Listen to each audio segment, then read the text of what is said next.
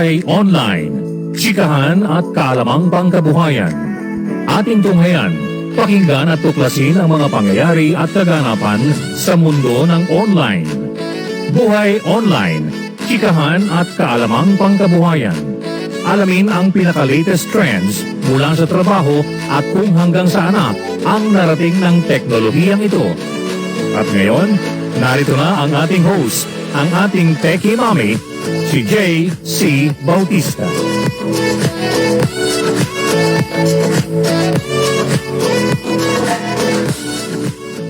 Hello, good morning. Happy Wednesday, everyone. Magandang Wednesday sa inyong lahat. At medyo ang panahon ay medyo gumaganda-ganda at lumalamig, diba?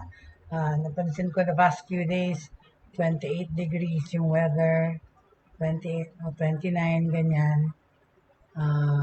Medyo nababawasan yung alinsangan. But at the same time naman, marami nang nagkakaubot sipon for some reason, no? But iwas lang talaga because nowadays, delikado pag may sipon at ubo, possible COVID, diba? Suspected COVID ka na. Nakakatakot nga pumunta sa ospital because lahat tinatanong kung nagkalagnat ka ba the past few days. Kasi nga, pag nagkalagnat ka rin, indication na yun na meron kang COVID. Diba, the past few weeks, I've been sick. And talagang, natakot na rin ako. Baka mamaya nga, meron na rin akong COVID. Talagang linabanan ko yung feeling na yun. Because I was really, had fever for a few days last week. 3 days na fever. Pero normal fever lang pala. Salamat sa Diyos, right? But anyway, so we're still on the topic of mga businesses that small business ideas to pursue in the Philippines itong 2021. Okay? And saka kung paano rin tayo makapag-start ng online business itong 2021. Pag-usapan din natin yan sa next few days. So going back to the small businesses that that we can put up itong 2021, nabanggit na natin yung mga several businesses, right? And sabi nga natin, di ba, bakit ba tayo why are we going to do business this 2021? When in fact, di ba, nakakatakot yung pandemya, hindi tayo sigurado. Well, kasi you're asking yourself, di ba, bakit tayo magbe-business samantalang meron pandemya? The pandemic hit hard, not just the Philippines, di ba, lahat ng countries, affecting international trades and of course, yung local economy. Given this, syempre, inisip mo sa sarili mo, here's the reason why you should not do business in 2021. Pero, dapat nga kasi maging optimistic tayo, di ba? Na dapat tayong magtayo ng mga bagong negosyo na with minimal capital na alam natin pwede maging lucrative, na banggit ko na nga in the last few days. Kasi, dapat tayo mag-move on from this pandemic, right? Hindi tayo dapat mag-sit back and relax na wala nang mangyayari. So instead of being preoccupied with all the negative thoughts, di ba, dapat talaga tayo mag-isip ng innovative ways and solutions to drive your own dream business to success. For example nga, kasi importante, go digital, right? Go digital, use digital and social media marketing to market your goods and services or your person or your brand, so that you can address your potential customers' pain points in this time of pandemic and lockdowns. Identify what your future business can do and provide to these customers that they will be needing you. So, dapat yan, ma-pinpoint mo yung market mo, tapos ma-segregate mo yung market mo, i-replan mo yung strategy mo na meron ka before the pandemic Ngayon, i-customize mo na ngayon yung mga plans mo regarding the needs and pains of the people in this pandemic, right? Okay, so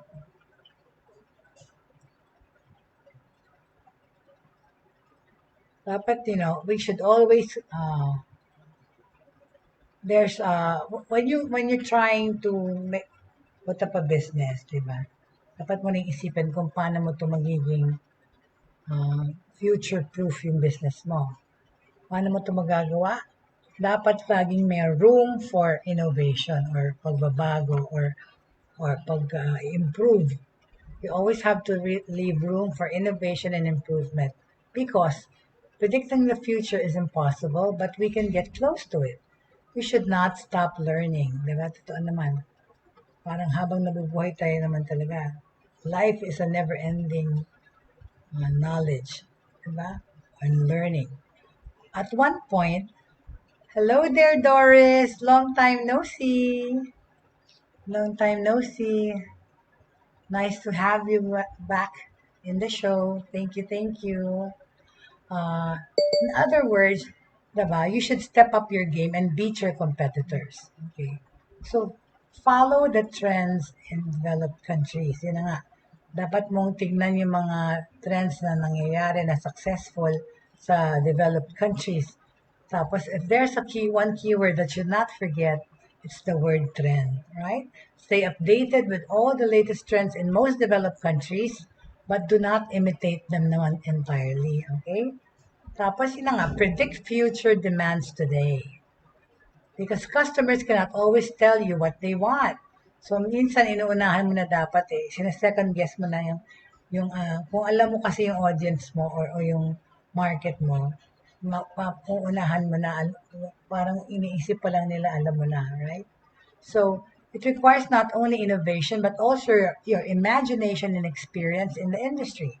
For one, the main thing you need to do is to do market research and benchmarking continually. You may not need the data this time, but one day you'll surely need those, so keep them while you can. Okay? So, isipin mo ulit, repaso tayo sa mga minention kahapon. Rethink your past strategies. Okay? If your past strategies did not work, of course, move on. Diba? Change mo na. Diba? It is the right thing to do, but at one point in time, you will realize that the failure you had can be your driving force to do better. Totoo naman. Because you learn from your faults and mistakes, right? That's how you learn. So instead of forgetting about it entirely, why don't you use it as an inspiration to do better, di ba? Improve those past techniques or modify them completely. Nasa sa inyo yan, kung paano nyo gagamitin or papagbutihin yung mga dati nyong technique at strategy. Okay? Ngayon naman, pag-usapan ko I will tell you about the entrepreneur's checklist, okay? As entrepreneurs, you create your own destiny, di ba? You need to prepare and equip yourself with favorable qualities and traits to stay in the industry longer. Here is an 8-point checklist to help you confirm that you are an entrepreneur. Paano mo malalaman kung isa kang entrepreneur, okay? Unang-una, dapat you are confident, di ba? Number 2, dapat competitive ka. Number 3, workaholic ka dapat. Ayan talagang ang must talaga yan. Workaholic ka. Tapos you are focused. Okay? You are independent and self-motivated. You are a leader. Diba? You innovate. You accept failures. Diba? So, ano sa palagay nyo? Do you have these qualities na maging isang entrepreneur? Pag ang sagot dyan sa mga checklist na yan ay yes, then that's great. Ibig sabihin, talagang pwede ka na maging entrepreneur. Okay? So, pag-usapan natin yung maliliit na negosyo na pwede nating gawin this 2021 muna. To start with, okay? Let's talk about the business ideas you can try. It is group based on the available industries in the market today, with visible popularity and conversions despite the recent unfavorable events of the pandemic. Kasi makikita niyo ito pa itong mga tong negosyo ito yung nasasabihin ko eh. Let's begin with the general industries as picked. Okay? Okay, as picked by a survey. Okay? Ang pagbebenta ng street food. Of course, di ba? Filipinos love food. After all, di ba? Yan talaga yung mga kwek-kwek, fishballan, di ba? Squid ball, kumikita pa rin yan ngayon sa pandemic na ito. Dahil yun na nga, lalo na ngayon kasi yung mga mall, hindi masyado napupuno, humina ang benta nila. Yung mga cart nga ngayon nilalabas na eh, di ba? Pero itong like street food, itong mga fishball, isaw, mga barbecue hotdog, malakas pa rin yan. So, this is something that you should consider. After all, who can beat our classic fishball stands and refreshment stands, right? That is why starting your street food business is a wise choice. With a small capital on hand, you can begin this excellent business without any doubt. For a more appealing approach, diba, why don't you give it a small tweak by having crazy offers like street food on your doorstep, diba? Doing pagde-deliver ng street food nga naman, right? People will surely buy fantastic offers like this, especially now that the pandemic is not yet over, right? Ano pa ang negosyo na pwedeng umpisahan sa panahon na to? Digital marketing services. Okay, almost everything today is going digital, from people to businesses. However, not all entrepreneurs have what it takes to become a digital marketer. This is where you step in. Someone who has working knowledge of the digital marketing sphere. Share what you know with others by starting your digital marketing agency. Moreover, highlight why it matters, especially to business, di ba? Kaya nga, ang dami ngayong mga digital marketers din talaga na kumikita ng mahusay eh. Because nga, nung itong pandemya, as part of the transition from the brick and mortar stores to online stores and online marketing, kinailangan ngayon yung mga digital marketers, right? So, ano to, mahusay na business to have. Digital marketing agency. Moreover, di ba, dapat niyong pakita why it matters, especially to business. Okay? As a provider, you can sell your expertise in search engine optimization, social media management, email and content marketing to businesses or entrepreneurs. Diba? So find clients to work with through freelancing sites such as Upwork, online jobs, and social media platforms such as Facebook and LinkedIn. Okay? So, ano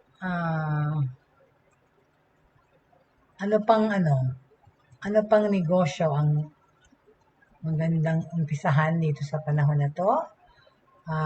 Is also yung vending machine.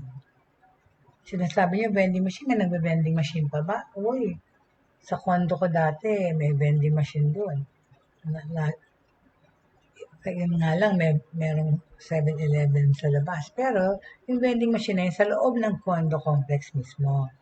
So, yung pag ayaw nang lumabas ng 7-Eleven, which is by the street, bibili na lang doon sa vending machine doon, right? Okay, if you're looking for a business with minimal supervision, this one is the right choice. All you need is to secure the capital, buy the machine, place it in an area that attracts customers, and voila! Your vending machine business is now ready. You just have to ensure that you do the regular machines maintenance and that restocking is always done on time, especially for food vending machines. Tapos ano pa? 3D printing, okay?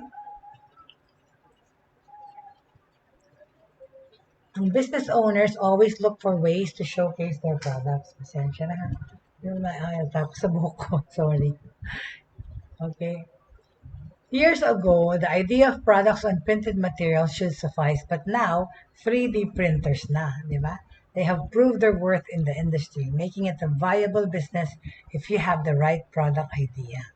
Hence, you can try offering this kind of service to produce souvenirs and other personalized items.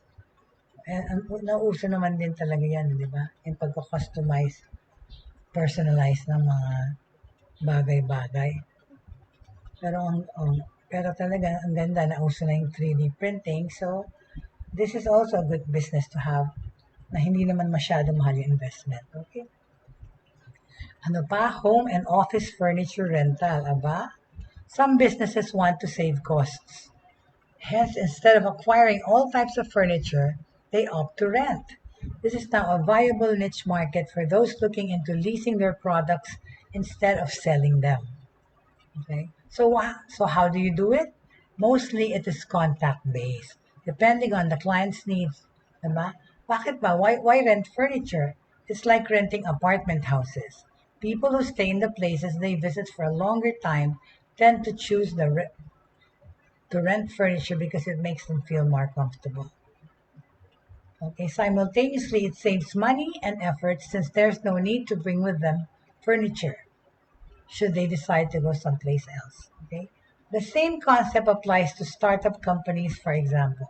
Instead of buying furniture for rented office space, renting furniture on a term basis is more budget friendly to cut down startup costs without worrying about having an empty office space. Okay? Ano pa? Ano pang small businesses to be had in this 2021? Smart home services. Have you ever wondered how you can turn off your lights just by clapping your hands?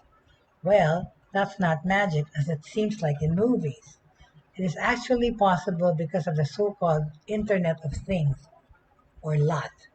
The term refers to the network of connected devices equipped with unique identifiers so that the individual device connected can communicate with each other. Teka, naintindihan niyo ba yun? uh, yun, exactly what I said is that the term Internet of Things refers to the network of connected devices equipped with unique identifiers so that the individual device connected can communicate with each other. Okay? Ang Internet of Things or IoT is also responsible for developing smart homes and is why it is now possible to turn on and off lights and other appliances or devices using either voice or gesture commands. Okay. Parang AI, no? Hence, you should seriously consider an exciting business idea, especially if you know how IoT works and other principles related to it. Ano pa? Ang modern jeepney franchise. Okay. Certainly, jeepneys always have a special place in Filipinos' hearts. Then, COVID happened, di ba? Nung tumigil yung public transportation, Diyos ko, nabuhusan ng mundo yung mga jeepney drivers. With the new government regulations, the traditional jeepneys are likely to be not plying our roads anytime soon. It is a sad reality but has led to another business opportunity, which is franchising modern Jeeps. This franchise business will allow you to operate a fleet of new jeepneys approved by the Department of Transportation. It is an enticing venture to try that can also help displace drivers soon. So yun pala, pinapa-franchise na pala yung mga modern jeep. Teka lang ha. I'm just trying to.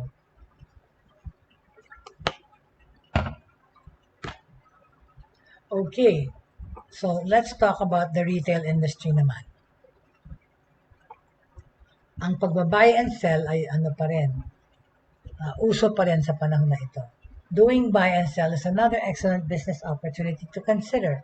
As you know, it is a proven and tested business model that covers almost every possible item you can imagine.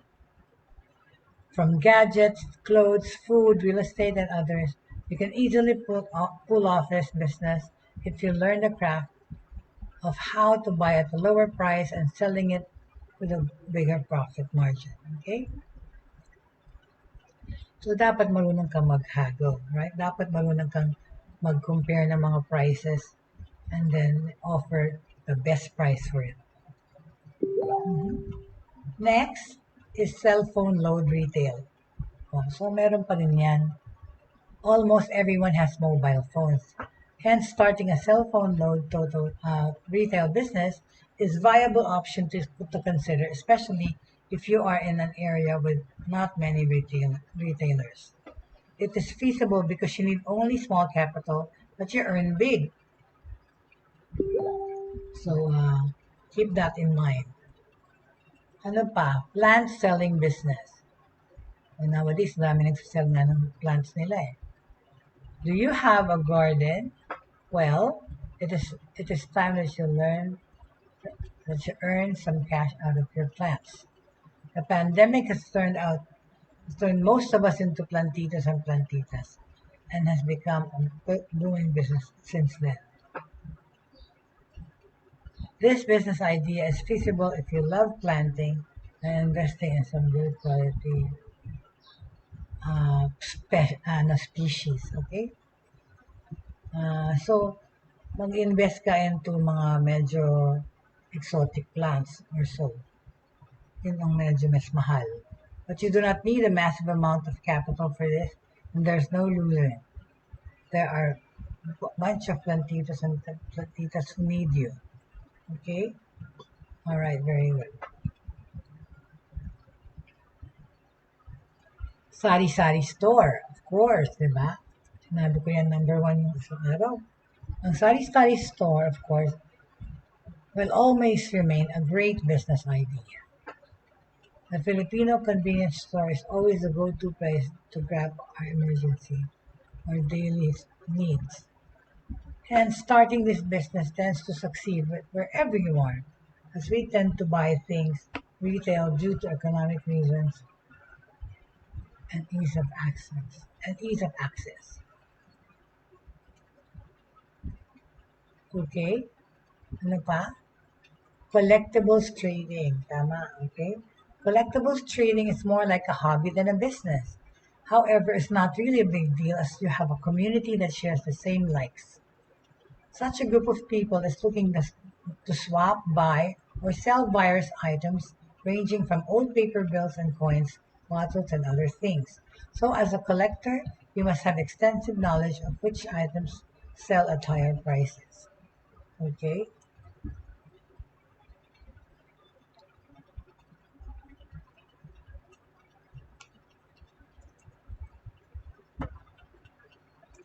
Going back to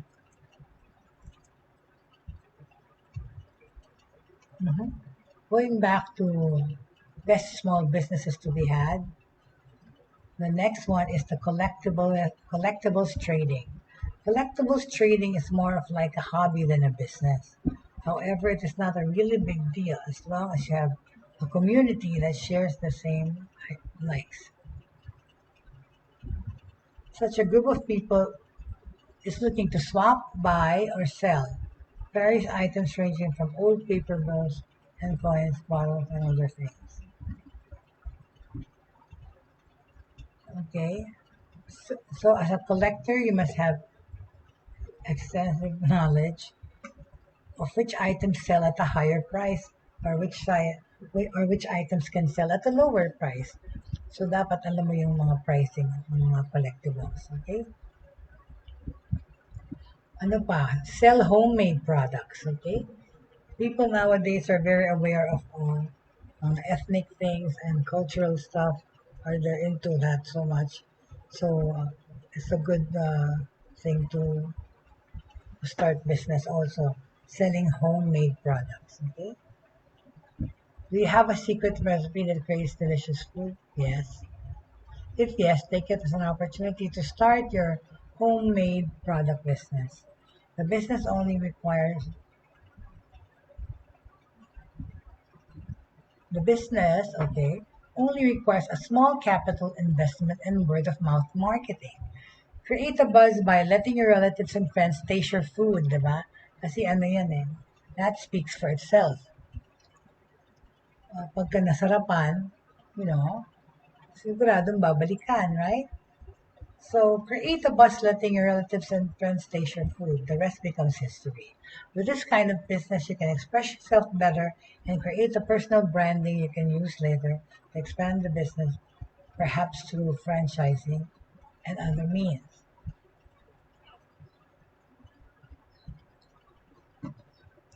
Ano pang sunod? Ang food and beverage business. Okay? Food and beverage business. Here's another business idea that can start as your hobby. If you love if you love baking, itong baking business. If you love baking, then folks, try the baking business. Your local bake shops may be there, but not all of them can cater to the increasing demand of customers looking for bake shops that can make customized cakes and other baked goods. Hence, make this opportunity to use your skills. You are hitting two birds with one stone, doing what you love and earning more simultaneously.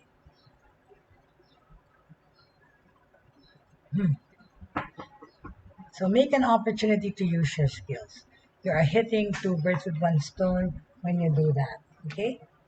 Very good. Okay? Rice retailing business.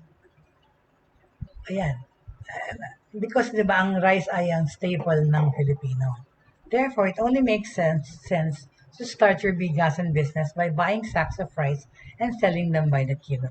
Again, we are retail fanatics, so there are always customers who will look for your business. Ano pa? Ang water refilling station. Ayun nga, yung sister ko, nag-start ng water refilling station eh. Nung naisip niya kung anong klaseng negosyo ang start niya or anong klaseng franchise, water refilling business ang kanyang napili. Without clean and potable water, we can't survive, obviously. Hence, it only makes sense, again, to start a water refilling station business in your area. Do not worry about your competitors. The important thing is there will always be customers with this type of business.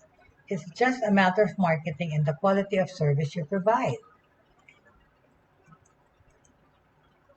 Food cart and palamig business. Uy, sarap. Snacks and meriendas have become part of the Filipino culture. So why not sell one? Through food cart franchising, you now have plenty of options to start your food cart business. This business also has a small capital investment. Uh, Small capital investment is needed, including terms with a franchisor that benefits you. Furthermore, with this kind of business, we all have flexible options available. From the location and payment terms, you just need to discuss everything with the franchisor. Ano pa? Food delivery business. Of course, yan ang isa sa mga negosyong lumakas. Yung delivery, yung mga riders. Online food delivery services like Food Panda and Grab make it easy for us to order food online. If you can start a business that is in line with this one, it can be a great additional option for all the Filipinos who rely on delivery services. Moreover, you can actually launch your food delivery service, especially if you are offering food products. There's always an innovative choice on your part as an entrepreneur. Ano pa? As a personal business, computer repair services. Tama, right? Marami ngayon pa rin nag-aayos ng computers, ng mga cellphone. Marami pa rin nagpapagawa.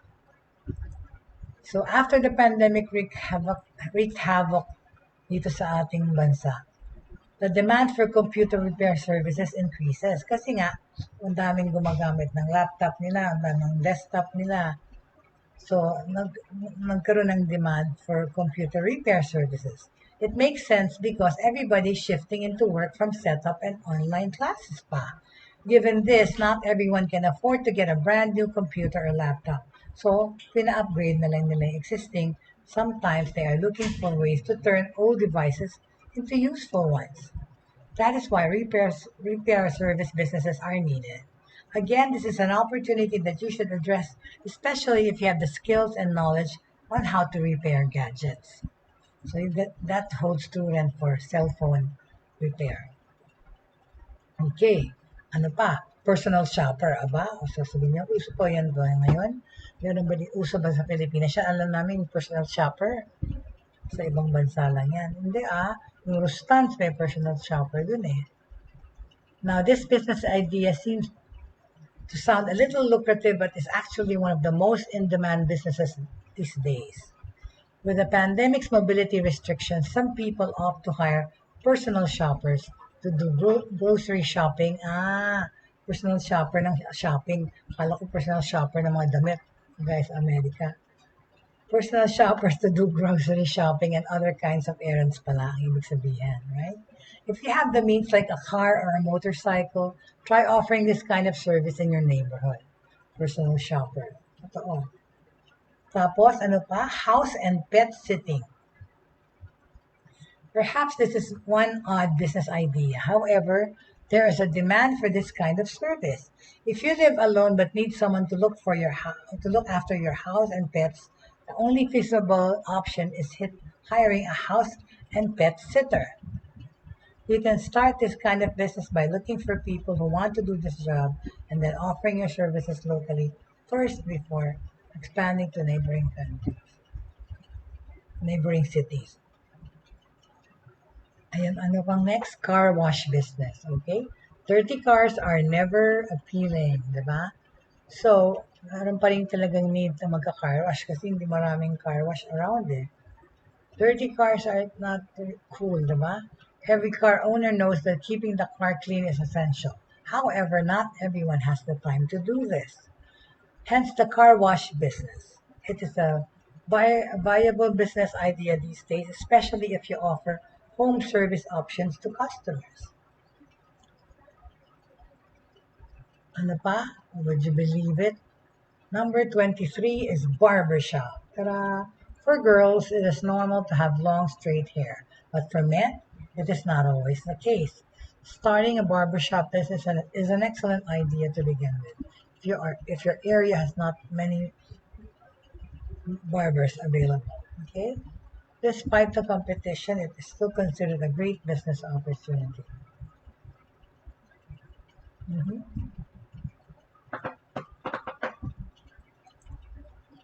Okay. Ano pa? Online business na tayo. Okay? Ang online businesses naman nowadays, online selling or reseller or drop shipping. Being an online seller means selling products through online platforms like your website, Facebook store, or personal Instagram. On the other hand, being a reseller can mean two things: having an actual inventory of the products that you promise online through the use of online platforms. You serve as a drop shipping salesperson or the middleman who sets up a virtual shop. Okay? Ikaw yung drop shipper in this sense, okay? You are going to be serving as the drop shipping salesperson or the middleman who sets up the virtual shop, okay?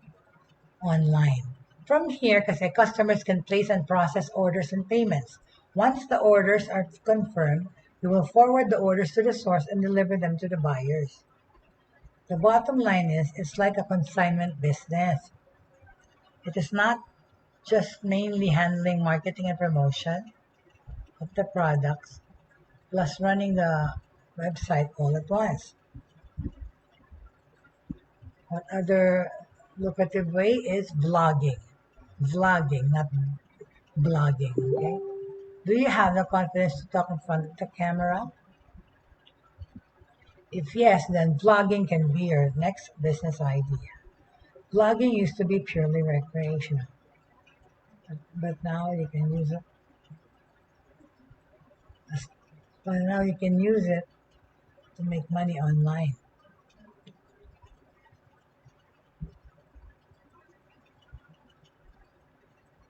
Yeah, ang vlogging talaga naman talaga nowadays has been very lucrative for a lot of people. Kung sino-sino na lang talaga lahat nagbablog. Kasi namamonetize nila yung pag-aaway nila sa harap ng tao, pag-aaway nila sa harap ng madlang people. Yan, ang vlogging. Ang Pinoy kasi, interesado lagi sa storya ng ibang tao, lalo na kung skandalo, right? So, nasa sa inyo na yan kung anong klaseng vlogging ang gagawin nyo. Vlogging used to be purely recreational kasi. Okay, so now,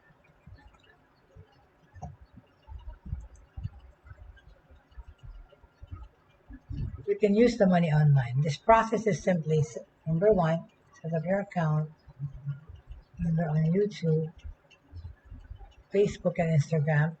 Decide on your gear setup and shoot, and then edit and upload your video.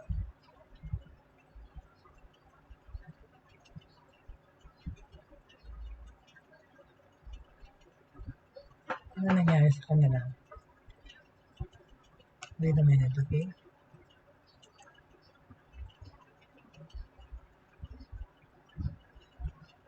So yeah, so those are some of the businesses that we can do and pursue here in the Philippines this 2021. Okay, uh, and the last business that I mentioned is the vlogging business. Vlogging as a lucrative way of it's a job, it's a business at the same time. In the beginning, it's not easy to do, okay? Because of course you need to grow your audience and followers so you can start monetizing your channel. But the process is simple. Set up your account either on YouTube, Facebook, and Instagram. Decide on your gear setup and shoot, then edit and upload your videos. Okay? So, umpisa, hindi yan madaling gawin. Pero, of course, kasi kailangan mo i-build yung audience mo. Para, bago kasi ma-monetize yung ginagawa nyo, you have to reach a certain number of views. For example, YouTube requires a certain number of followers and viewership before you can monetize your account. Moreover, your income always depends on the number of advertisers who place ads on your videos. So it matters to have a considerable number of followers that genuinely consume your content. Kaya nga, bilangan din yan. Kailangan mo rin talaga, kasi parang dapat medyo maraming friends, right? Maraming network of friends for it to be viable and feasible. Okay? So, like I said, dun sa vlogging, in the beginning, it's not easy. But everything is about content. So, you have to have interesting content for your vlogs. Dapat na-script mo na yan para mag-flow na lang ng mahusay, okay? But you can always depend on the number of advertisers that place ad in your video. So it matters to have a considerable number of followers that generally require ensure your content. At the same time, if you reach influencers, yun na nga, pag dumami ka masyado na followers and likers or friends, if you've reached influencer status, you now have the authority to demand specific fees for other companies that want to work with you. Okay? So, doing business and COVID-19, pag-usapan natin yan. Likely, the pandemic will not end by the end of this year because the analysts see this new strain of virus going through till 2024, just go naman. Given this, a lot of questions and uncertainties regarding doing a business bug must entrepreneurs, okay? This is what bugs most entrepreneurs, the uncertainty of the times. However, there's no right or wrong approach to this. Everything is just a matter of personal choice and determination.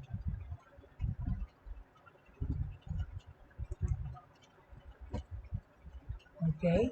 If you're willing to take the risk but still ready to make the business uh, prosper, then go and launch your dream business. A professional tip: follow the proper health protocols and the new normal. Okay? Moreover, if you are doubting yourself and you're not fully committed to doing this, at times like this, then take a break and do more research before starting a business. You don't want to do this, but half-heartedly, because your doubts will just occupy your thoughts and impair your decision-making capacity. Starting a business is never a race. Okay, take your time and shock the world when it's ready.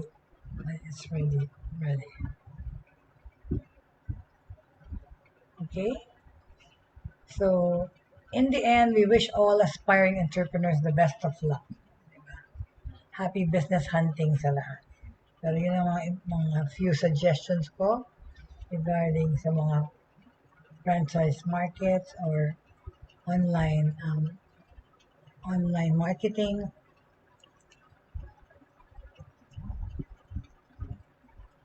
Very good.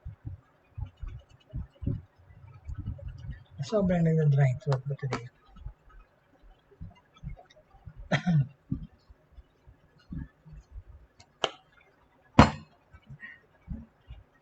Okay, so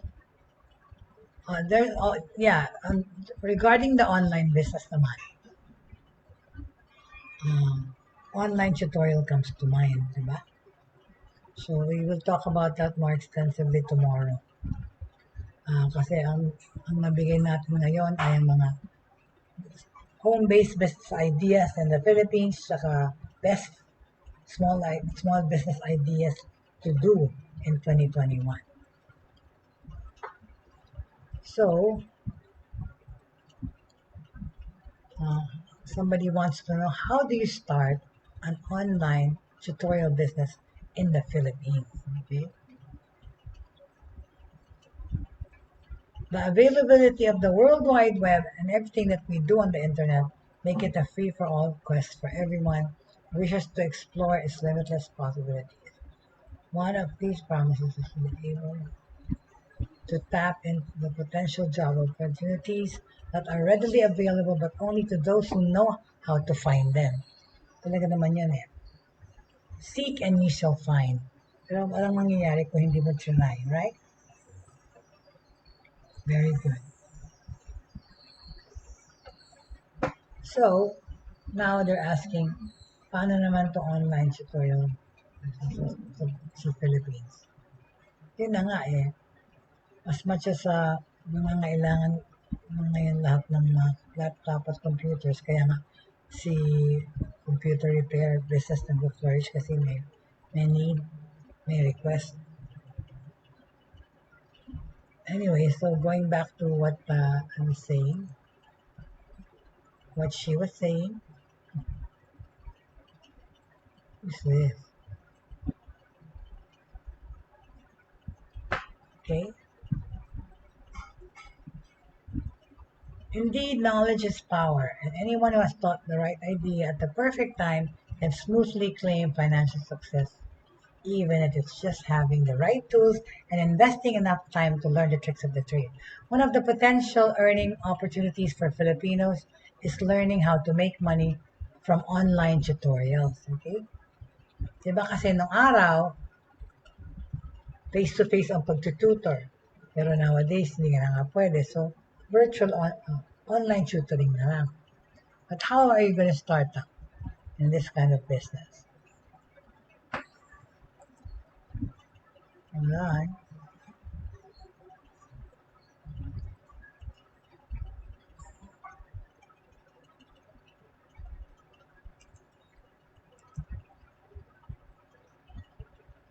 Okay, papasadahan na lang natin ng konti yung paano mag-start ng online business okay?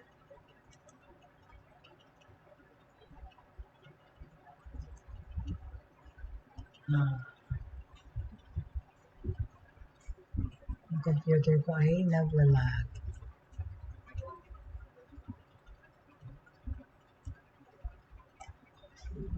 How to start an online tutorial business in the Philippines? Well, I was already. First of all, if you are hesitant because you lack the knowledge and even just the basics of starting an online tutorial in the Philippines, you don't have to worry. I will enumerate a 4-step guide on how to start your own startup tutorial company in the Philippines. Number one na importante dyan is research. If you are about to venture into anything unfamiliar, doing a proper research should always be the first step. There are a lot of business success stories that have started from the smallest ideas, but they never mention anything about what happens in the background. For example, you already have an idea of what business you want to pursue. In this case, an online English tutorial company. Okay? I've been wanting to do this nga eh. Para yung tinuturuan ko na school, akin na lang, right? Uh, for example, okay, look at this. If you are about to venture into unfamiliar grounds, inisip mo, pero gusto mo, interesado ka dun sa online English learning, marami ka talagang kailangan malaman. There are a lot of business success stories that started from the smallest ideas but never mentioned anything about what happens in the background. For example, you already have an idea of what business you want to pursue. In this case, you're an online English tutorial company. It is important that you should be familiar with the basics of starting a business. In this particular circumstance, a tutorial company requires you to do market research and ask these questions, okay? What are the common demands of foreign students and what services can my company offer to satisfy these, okay? The needs ng clients mo or potential students mo. So, kailangan mo ma-identify muna kung sino ang market mo. Okay? Who will be my target students and how will I develop learning materials that could readily address? Well, my company and I, again, my media whiteboard management team, we have a program that trains English teachers to be better English teachers. Okay, so who will be my target students and how would I develop learning materials that would readily express their learning needs? Mhm.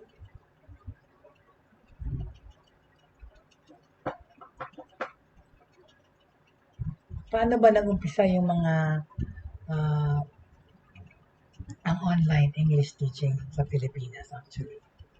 Well, I'm a good testament to that because I was one of the very first online English teachers for a Korean school in the Philippines. Okay, this was way back 2007 or 2008, right? More than 10 years ago. But dapat mo kasi ma-research tong mga tanong na to. Who will be my target students and how would I develop learning materials that could readily address their learning needs? How did the existing online tutorial company, okay, that fared during the early stages of the company's paano isipin niyo paano nag-umpisa, di ba? Like I said, isa ako sa mga unang teacher ng online English dito sa Pilipinas noong 2008. 2008. And I actually helped this Korean company even fix their curriculum their online lessons by rewriting some of their lessons kasi ang daming mali, ang daming mali. And at the same time, so while I was teaching online in 2008, nag-ano na rin ako, nag-segue na rin ako into doing editing their material. So I ended up editing the course material for the Koreans, and at the same time, kasi naman at that time, kailangan lang nila ng teachers to meet a quota of 200 teachers per month yata or per week na kukunin.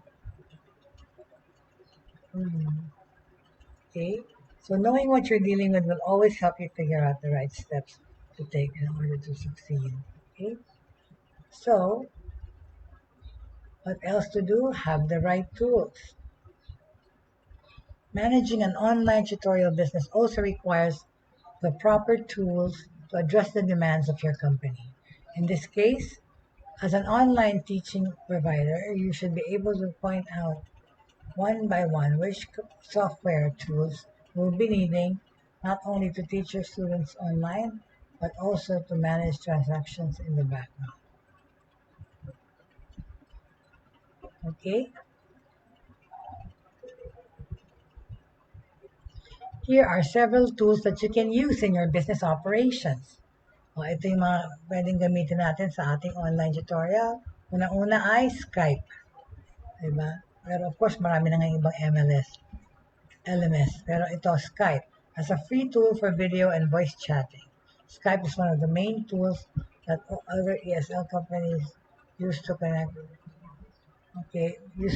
with both students and tutors during the lessons. The program is also user-friendly and have different features to study and learn. So, kailangan ng Skype kasi dyan nag-uusap, right? Between a student from another country and us teachers here in the Philippines. Skype is actually easy to use. This program is very user-friendly and have different features to facilitate learning. In addition, Skype features a real-time chat translator that can be helpful for beginner students who might have a hard time understanding teachers during class. So here are other aspects of the application that can be useful. You can use the software anytime and through different devices such as PC, tablets, and smartphones. It lets you share files with students quickly. Video lessons can be possible as well as screen sharing. Today, while on video call,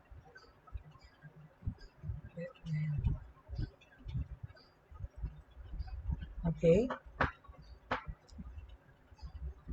Ang kailangan dyan, of course, computer, right? Kasi mag-video lessons kayo. Typing while on video call is possibility, and it could boost a clearer communication between tutor and student. So yun na, kailangan importante dyan, yung computer mo, mabilis, yung computer mo maayos, para maging effective yung pagtuturo mo. Typing while on video call is a possibility and could boost a clearer communication between tutor and student. So yung mga hindi tech savvy, pwede pa rin naman kayo maging online entrepreneur. Hindi naman kayo kailangan yung magturo. Pero of course, you're also welcome to teach. 24 hours kami bukas. Number B is Dropbox. Cloud storage services are really helpful, especially if you offer training resources. Oo, tama, yan in-offer namin, no? Cloud storage services are really helpful, especially if you offer training resources and materials for your tutorial lessons. One of the perks of having a cloud storage like Dropbox is that it gives you the ability to access lesson materials anytime. Well, totoo nga yun, pero parang exage naman na matutulog ka na pwede ka pupunta kaya. Para kang doktor. Okay?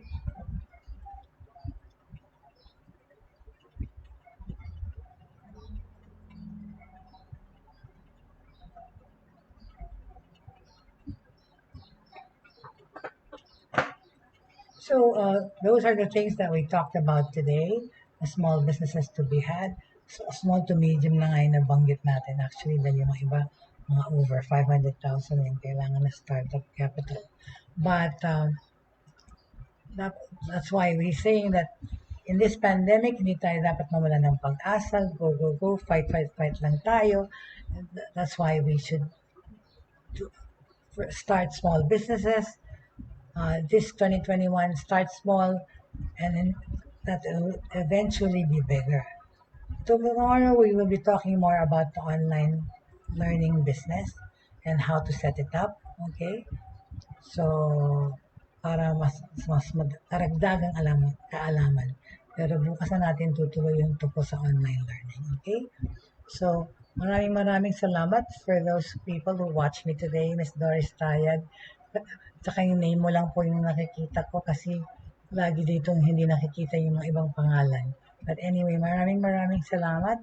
And please always remember to keep faith, hope, and love alive in our hearts. At wag po tayong mawala ng pag-asa, lalo na to sa pandemya na ito because, of course, while we are alive, there's always hope. We should always keep hope alive, right? And because there's proof, there's the looming fact that there will be a brighter day somehow. Not just tomorrow, but in the future, but it will happen. There's always a brighter day. There's always going to be a good day and a better day for everyone. So please, samahan niyo ulit po ako bukas para dun sa mga hindi nood today or gustong balikan yung mga ibang episodes namin po, nasa YouTube ang Broad Streamcast Communicators. We have that channel and you can find us there and review the past episodes. So thank you so much everyone and God bless us all and have a good lunch. Enjoy the rest of your day. This has been Jaye Bautista doing Buhay Online. Thank you so much. See you tomorrow.